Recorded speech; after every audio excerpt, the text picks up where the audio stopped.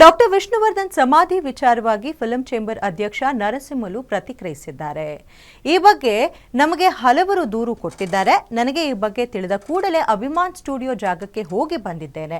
ಈ ಬಗ್ಗೆ ಎಲ್ಲ ದಾಖಲಾತಿಯನ್ನ ತರಿಸಿಕೊಂಡಿದ್ದೇನೆ.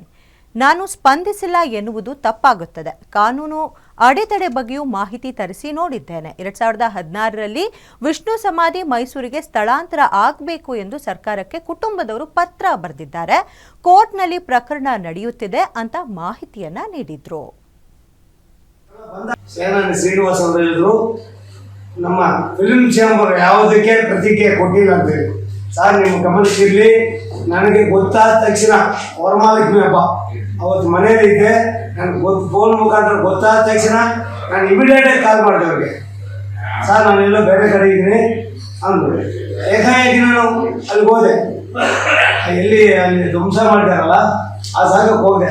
ಜಾಗಕ್ಕೆ ಹೋದಾಗ ಎಲ್ಲವನ್ನೂ ತರಿಸ್ಕೊಂಡೆ. ನನ್ನ ಹತ್ರ ಏನೇನು ಬೇಕು ಅಲ್ಲಿಗೆ ಮೊದಲೇ ಆಗಿತ್ತು, ಈಗ ಹೆಂಗಿದೆ, ಆಮೇಲೆ ಕೋರ್ಟಿಂದ ಏನೇನಾಗಿದೆ ಇಷ್ಟೆಲ್ಲ ತರಿಸಿದ್ವಿ ಸರ್. ನೋಡಿ, ಇವರು ಏನೋ ಹೇಳಿದ್ದು ಸರಿ ಇದೆ, ಇಲ್ಲ ಅಂತ ಹೇಳಿಲ್ಲ, ಆದರೆ ನೀವು ಸ್ಪಂದಿಸಿಲ್ಲ ಅನ್ನೋದು ಅಲ್ಲಿ ತಪ್ಪಾಗಿದೆ ಸರ್. ನಾವು ಎಲ್ಲವನ್ನೂ ಕೋರ್ಟು ಇಂದ ಹಿಡಿದು ಅಲ್ಲಿದ್ದು ಮೊದಲೇ ಆಗಿತ್ತು, ಹೀಗೆ ಆಗಿದೆ ಎಲ್ಲ ಫೋಟೋಗಳು ಸಮೇತ ತರಿಸಿ ನಾನು ಇಟ್ಕೊಂಡಿದ್ದೀವಿ ಸರ್.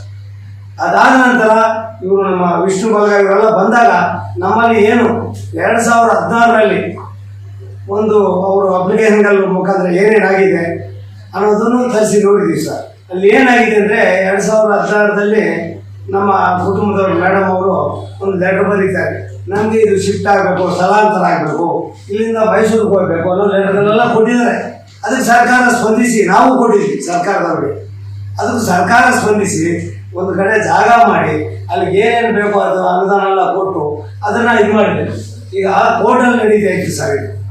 ಇವರು ವಿಷ್ಣು ಚಾರಣ ಆಗ್ಬೋದು, ನಮ್ಮ ವಿಷ್ಣು ಅಭಿಮಾನಿಗಳ ಬಲಗ ಆಗ್ಬೋದು, ಇವರೆಲ್ಲ ಆವಾಗಿಂದಲೇ ಎಚ್ಚೆತ್ಕೊಂಡು ಪ್ರೋಸೆಸ್ ಮಾಡಬೇಕಾಗಿತ್ತು ಅಂತ ನನ್ನ ಅನಿಸಿಕೆ. ಸೇನಾನಿ ಶ್ರೀನಿವಾಸ್ ಅವರು ಹೇಳಿದ್ರು, ನಮ್ಮ ಫಿಲ್ಮ್ ಚೇಂಬರ್